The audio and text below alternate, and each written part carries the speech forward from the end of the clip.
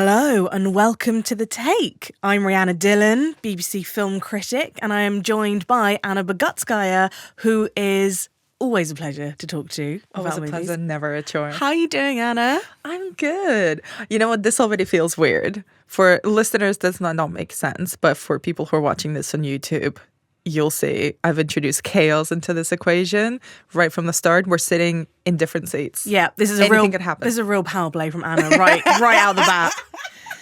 Right off the bat, right out the gate. I'm all confusion. I like to power play. You absolutely do. We've got a lot to get through. This is like a bumper episode today. So very grateful for Simon and Mark still being on their holidays, because it means that I got to interview two amazing directors and, of course, get to spend time with you, and we get to talk about some really interesting, sometimes quite terrifying films. So let's get into it. What have we got on the lineup? So we've got a lineup of quite a controversial lineup for very different reasons. So we'll be reviewing Passages, the new Ira Sachs film, Equalizer 3 starring Denzel Washington, and Sound of Freedom.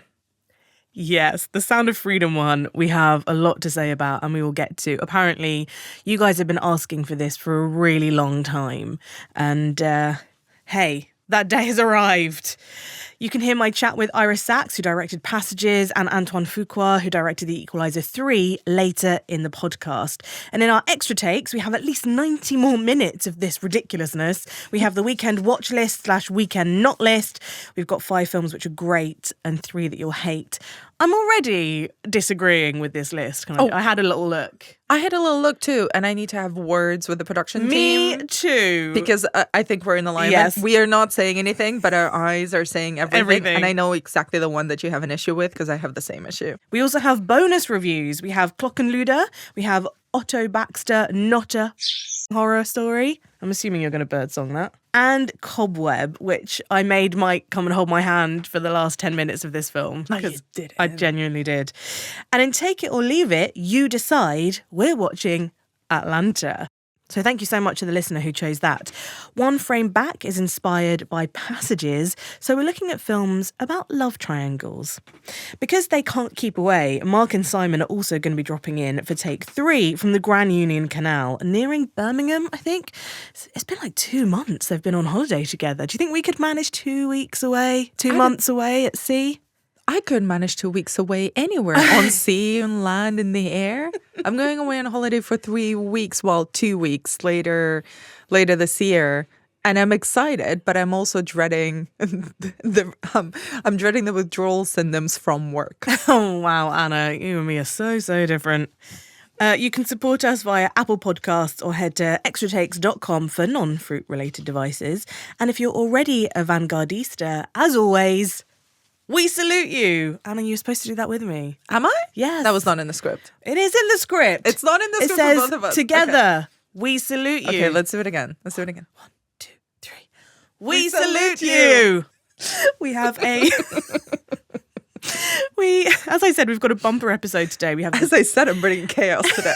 You already are. We have a bumper episode with 2 guests, but first up, it's Ira Sachs, director of The Delta, 40 Shades of Blue, Married Life, Keep the Lights On, Love is Strange, Little Men. He's really got quite the roster.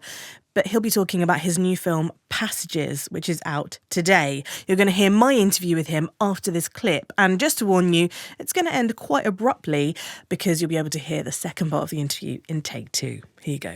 You know what I was doing last night? No, but whatever it was, you sound very excited.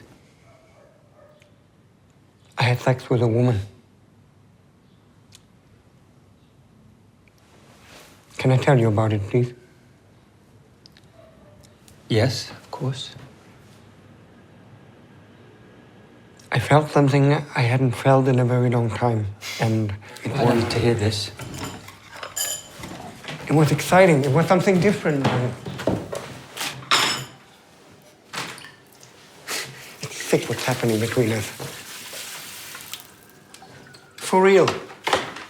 That was a clip from Passages, and I'm delighted to be joined by its writer and director, Ira Sachs. Hello, welcome to The Take. How are you? I'm very well, Rhianna. How are you doing? I'm really well. Very excited to talk to you about Passages. So just to start with, can you briefly give us a sense of the film that you set out to make? Yeah, I wanted to make a film of intimacy and of desire and of pleasure. It's the story of a gay couple, two men who've been together for quite a while, and the woman that one of them has a relationship with. So it's a pretty intense love triangle, which really focuses on the quality and the intimacy of performance. It's an actor's film in many ways. And our lead, Tomas, who is played by Franz Rogowski, is a director. But Yes. after the opening scene, we don't actually see him direct again. So tell us about that decision to show us in his workplace and then move swiftly away from that for the rest of the film. Yeah, well, as a filmmaker, it's a world I know well, being a filmmaker. So it was very natural to consider this man in the same field as myself. Also, I wanted to establish very, very early on it's a man with power. And the question of the film is what happens to that power and what does he do with it? And also where are there gaps between what he wants and what he has? And in a way that becomes the human vulnerability of the character. It's a film in which it's not a film about labor. It's not a film about jobs, but each of the characters have jobs and do labor. And so in a way, by making him a filmmaker, I very quickly can use sort of a shorthand to be authentic about that role for him. And it's, I'm interested in creative people. That's a world I live in. And I'm often drawn to telling stories of people in creative lives. So you set him up as a bit of a bully and a narcissist from the beginning. So I was wondering, Right. Are you sort of testing our investment in our protagonist? Do you think that we need to like our central characters? I love Tomas partially because I really love Franz Rogowski. And I feel like in time, I feel that the audience understands why people would be attracted to him, whether they like him as a figure. Also, there's a gap between the character and the performer, and that's really important. If we were watching a documentary of someone like Tomas, it would be very, very hard to watch. But we're watching a performance and film. The history of film has been filled with a certain kind of anti-hero, a person who goes against the norm, whether it be Travis Bickle in Taxi Driver or Buster Keaton. There's a way in which Tomas is somehow between the two. He's overturning everything. And I think that's part of what I see as the pleasure the audience gets watching him, is he does things that they would never feel the right to do in their own lives. How do you think the power shifts as the film goes on? Because it's, it starts out, you think you know exactly where it's going, and you really don't, which is wonderful. But because you have these three central characters, some people are top, some people are at the bottom, and that is constantly moving. Right. And I think top and bottom are very important words Yes.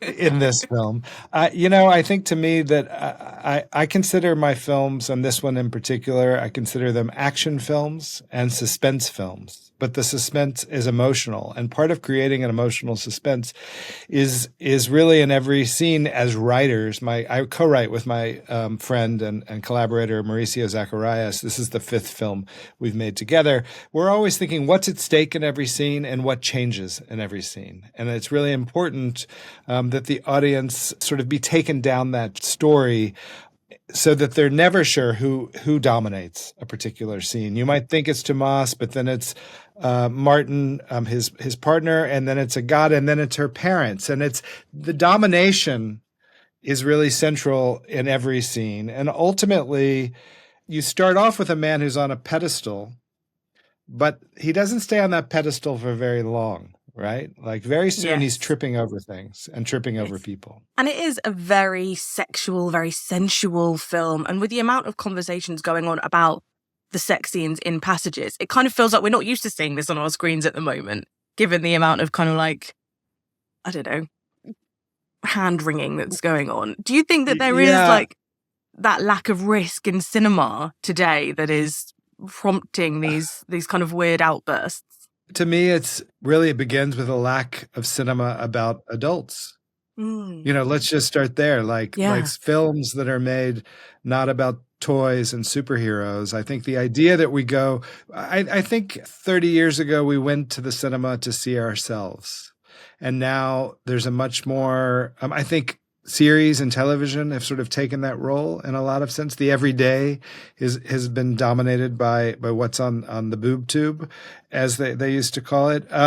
So I think that in a way, what seems unusual is that these are people that are like living adult, full human lives. And I need that in cinema. And that's what I wanted to make. And that includes sex and sexuality.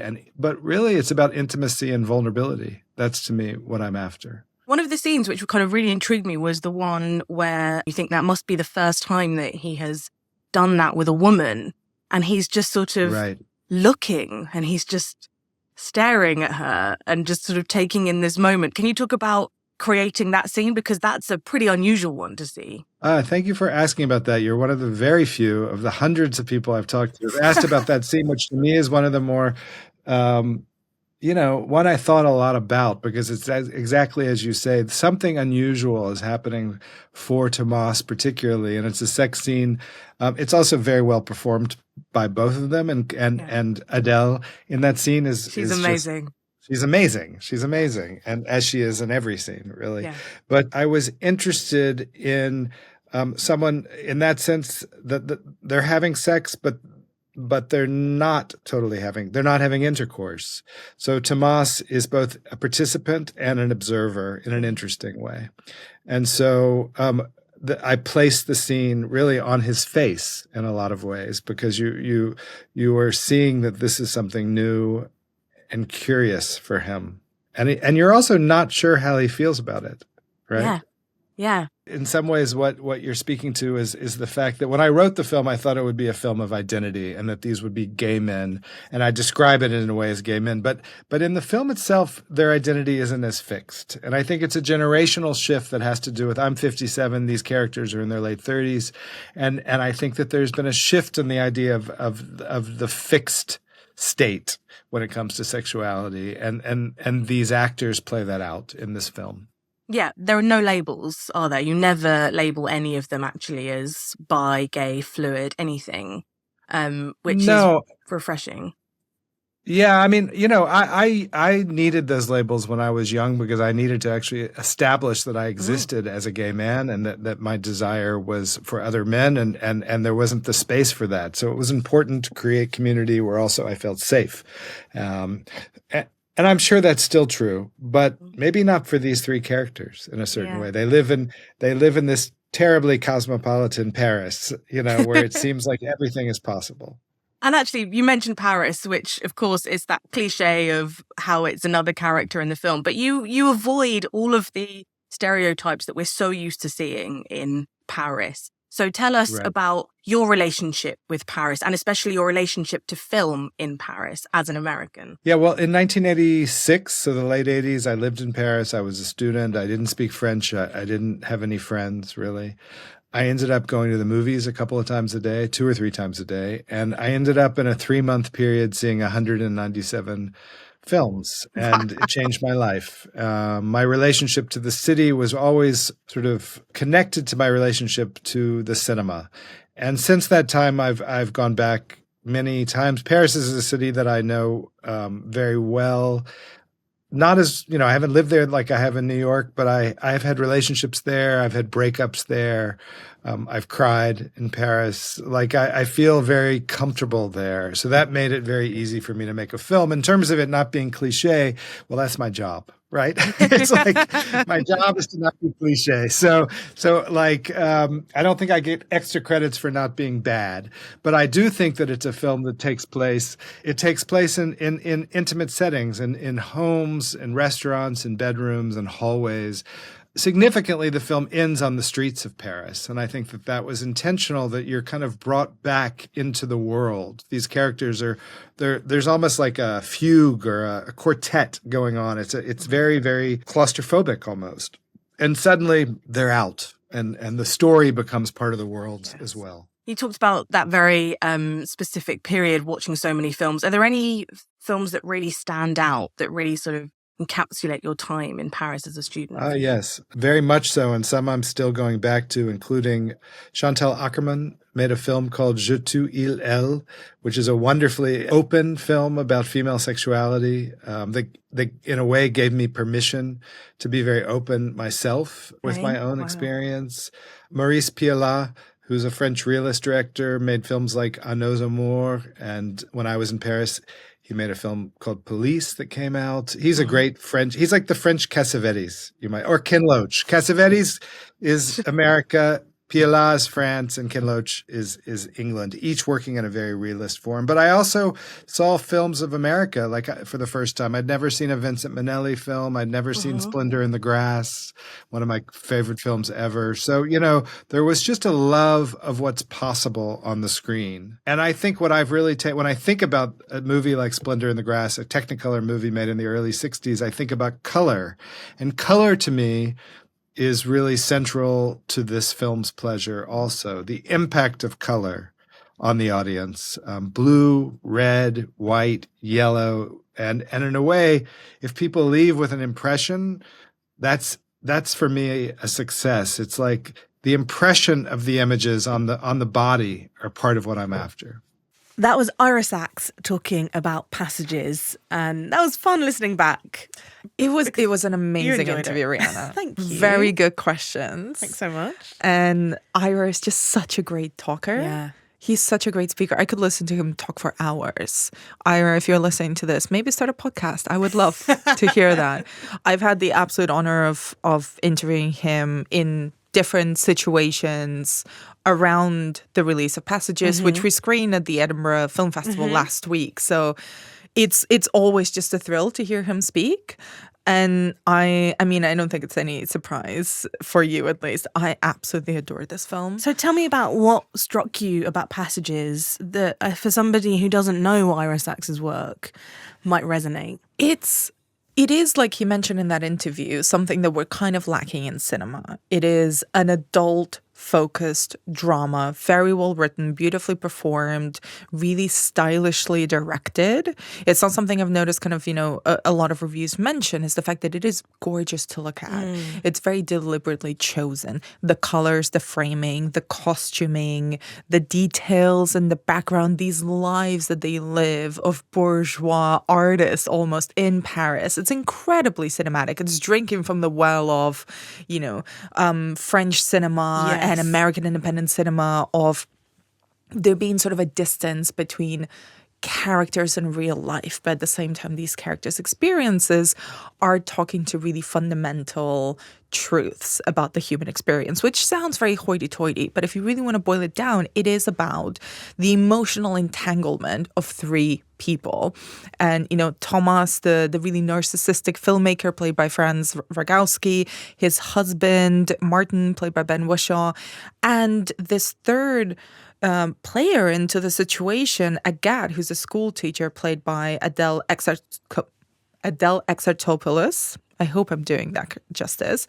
But Tomas is essentially this flame, he's incredibly frivolous, completely self-absorbed, and so utterly demonically charismatic that he keeps seeding chaos everywhere where he goes. This is something that you kind of saw in him. Well, my entire chaotic personality this morning as we record is inspired by Passages. Yes.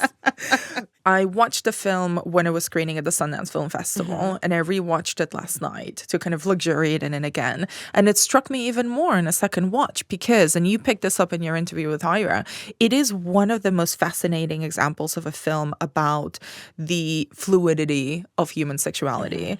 Like you mentioned, the characters are not, identified as gay, bi, or anything like that. It is all about intimacy, about emotions, about what the body wants in a particular moment, and the complications of that, the side effects that has on an emotional relationship, a marriage, a partnership.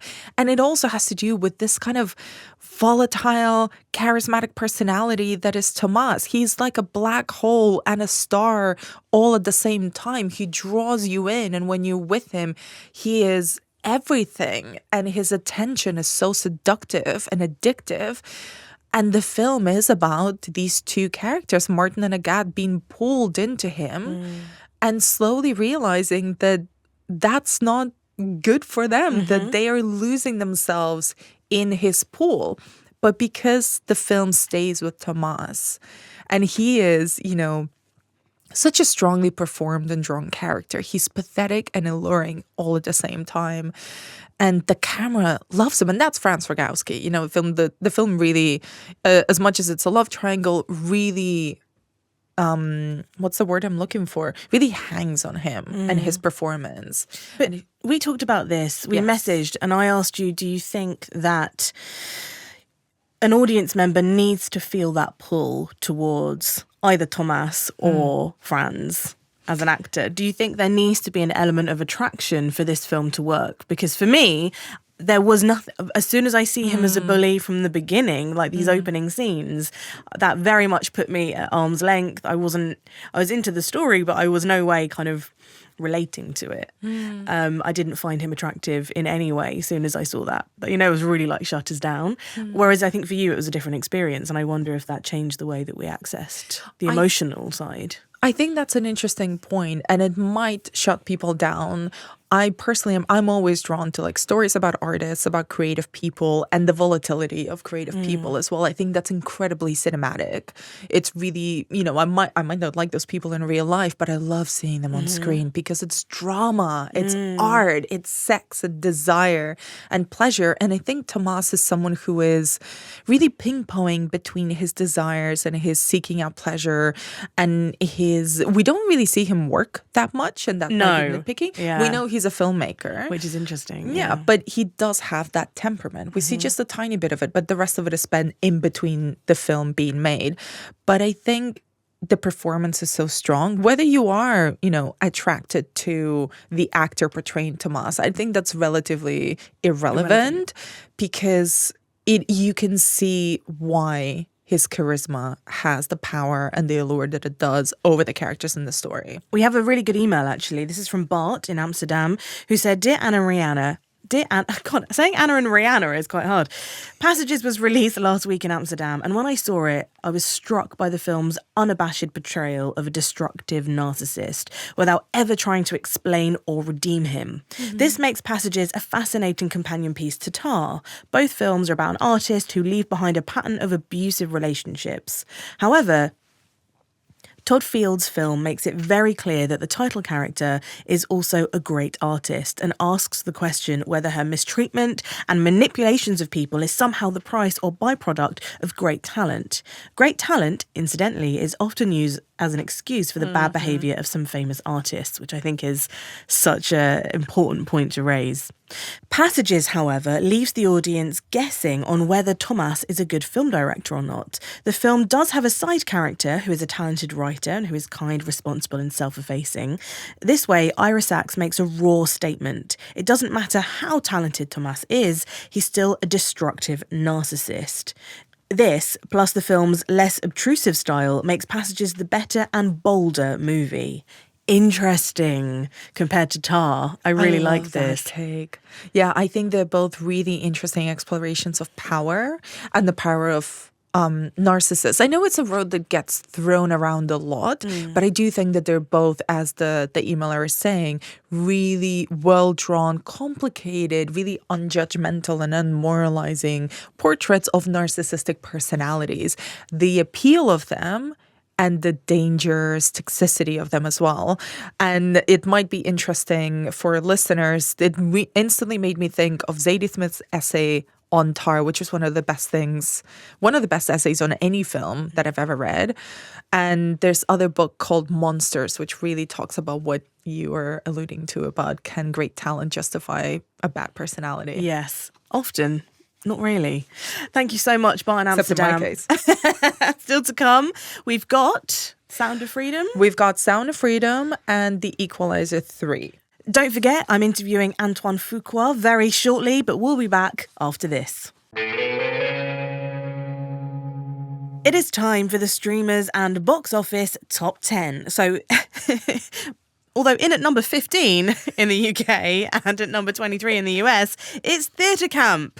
And we have this email from Christine who says, really enjoyed Theatre Camp. In theory, I shouldn't have. Lots of tropes and stereotypes of kids in the arts world, even more of the adults in performing arts. But somehow this collection of fragmentary ideas gradually coalesced into something enjoyable, engaging, and laugh out loud funny, like watching a smashed vase miraculously assemble into something perfect and whole. I'm not entirely sure why it was so much fun, but get past the first 20 minutes and go with the show. I'm taking a friend who works as a theatre camp counsellor in Canada to see Theatre Camp this afternoon. I think that's going to be a great experience. I know this friend. I'm so excited. Friend, yeah. And I cannot wait to hear what you both think of this film. I loved it. It's very much in the tradition of Christopher Guest mockumentaries. Brilliant. If you're into Best in Show and that vibe of comedy, then you're going to love Theatre Camp. I had a great time with it. I really can't wait. We've got another one on Theatre Camp. Dear Anna and Rhianna, Theatre Camp is not usually the sort of film I would specifically choose to watch at the cinema. I feel like there's a theme here. But a combination of my enjoyment of musical theatre and the fact that there was an advance screening happening on a rare free evening made me feel compelled to give it a try. Although at times it pokes fun at the whole scenario of summer theatre camps, it is done with such obvious love and understanding of them and those who the camps cater for that it was simply a joy to watch. The characters were on the whole well-rounded, the jokes came thick and fast with many a laugh-out-loud moment. Although the mockumentary format seemed to be forgotten about at times. Do you agree with that? Not from memory, no.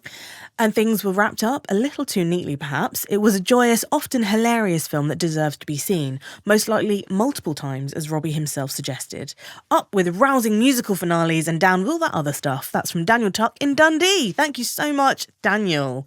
So at number 12 in the UK, number 31 in the US, and I'm pretty impressed with that, actually. Really happy. It's Scrapper. So this is from Bracul Hurst on our YouTube channel. Wept all the way through. The Dickinson is one of the most watchable actors ever.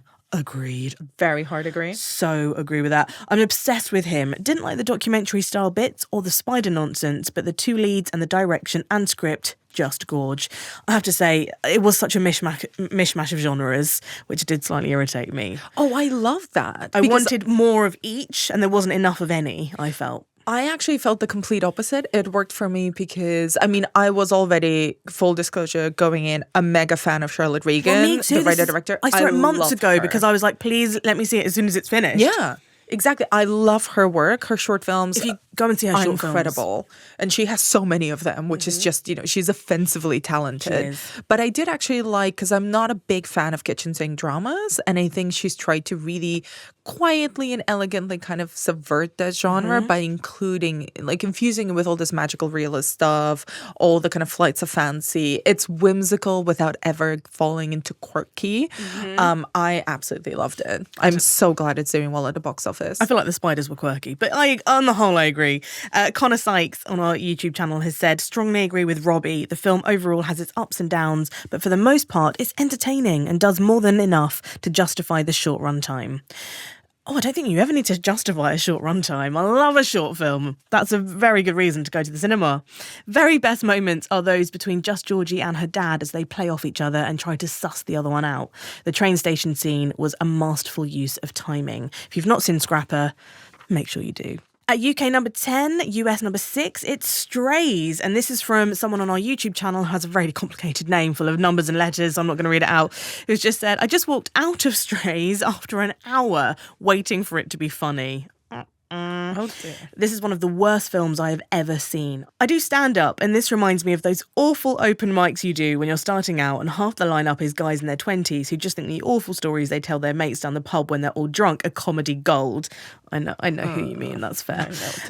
Just no. Whoever even imagined this movie was worth writing, financing, filming, foisting on the paying public. Great use of alliteration. Needs to take a good, hard look at themselves. Mark has it right when he says there are so many more things about dogs that are funnier than this film's relentless reliance on funning, pooping and peeing gags. I need to lie down now. Well, thank you so much. I actually didn't mind Strays because I knew exactly what it was going to be. I knew the talent in it. I knew exactly what to expect. It was like Sausage Party with dogs. Oh. Very base humour. it kind of completely does what it says on the tin if you know who's behind it. Yeah. I think it worked. Don't take your kids to see this film about dogs, though, whatever you do. So it's no Homeward Bound. At UK number 9, gosh, this is still in the UK top 10.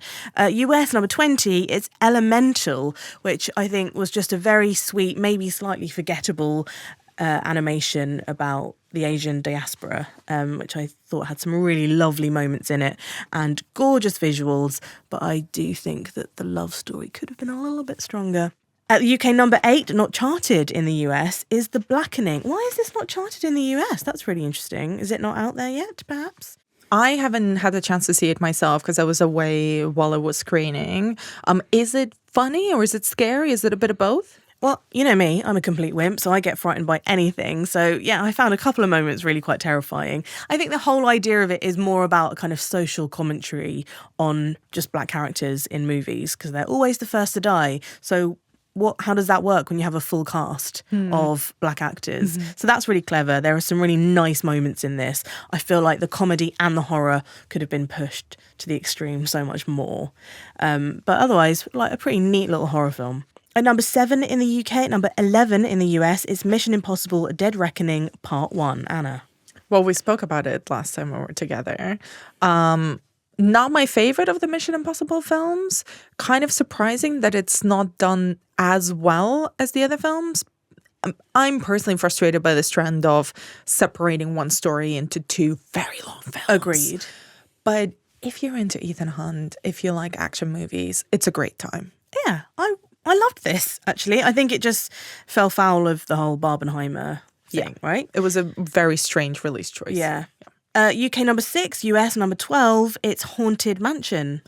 A good time. I had fun with this. I had fun with this. I think my expectations were extremely low, but it's just Lakeith Stanfield.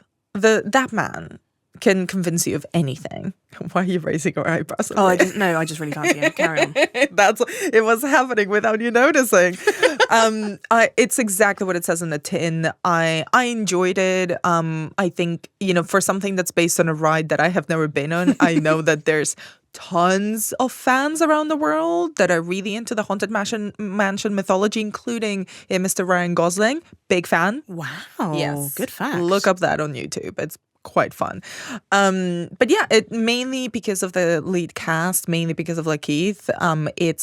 It's a nice time. I think it's appropriate for kids. Yes. Which is always hard to judge because I don't have kids, but I think it really saddles kind of this, child spooky I think it's atmosphere. genuinely frightening for children in a great way.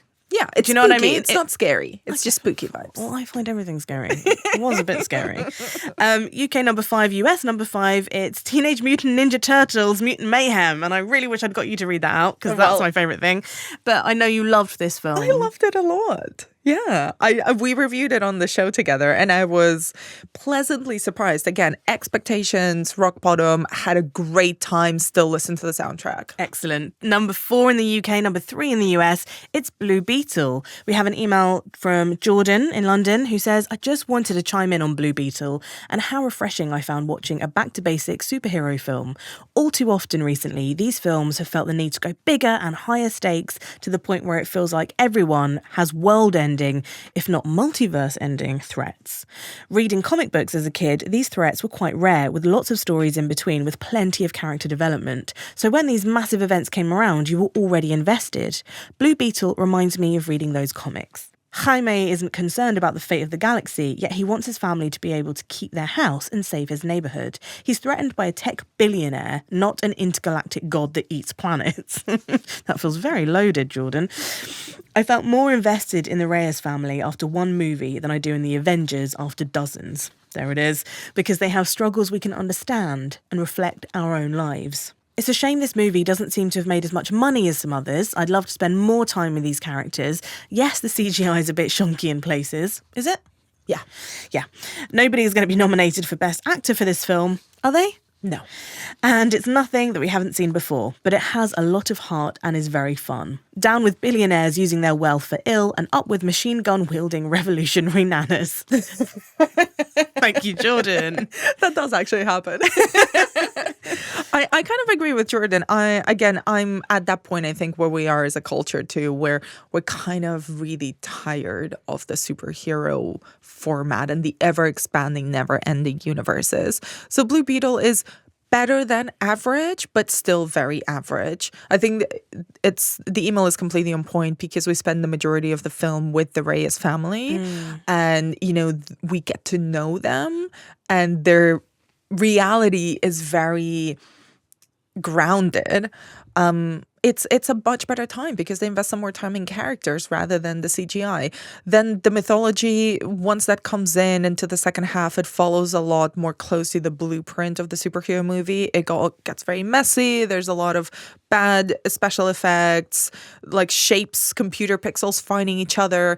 And frankly, and I think this might just be my own chip on the shoulder, I could not stop thinking of the Guyver because the transformation of the Blue Beetle is exactly like the transformation of the Guyver, which please DM me, say stuff in the comments because I think that I might be, me and people at Arrow Films are the only people who care about this one 90s movie with Mark Hamill where an American student in Japan gets transformed into like a defender from outer space because this bug-shaped metallic thing gets implanted into the back of his neck, surrounds him in goo, and then he becomes like a metallic superhero called the Guyver. It's great. Look up the transformation on YouTube. Okay. You've asked for it. We're gonna.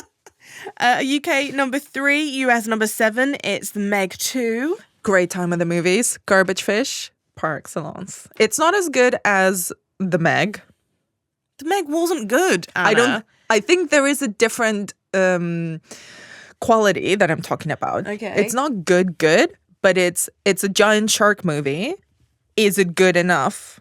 Does it deliver on the giant sharkness? Well, there is a giant Yes. shark. Right, okay. Well, exactly. Now, the Meg 2, I feel like under-delivered on the giant sharkness. Okay. So it's less good than the Meg or Deep Blue Sea. Okay.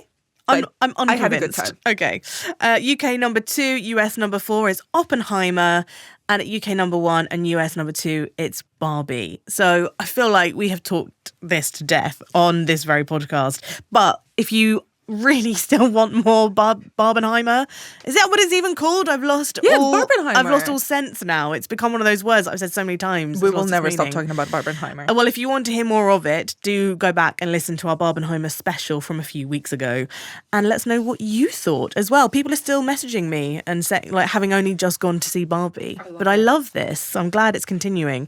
Anyway, thank you so much. We will be back after this. Thanks very much for watching this video. I hope you enjoyed watching it as much as we enjoyed making it. While you're here, check out all the other videos because they're cool too, aren't they? Yeah, and if you want to keep up to date with everything Kermode and Mayo's Take, then check out our social channels. I mean, why wouldn't you? I mean, I would. There you I go. have done. Excellent.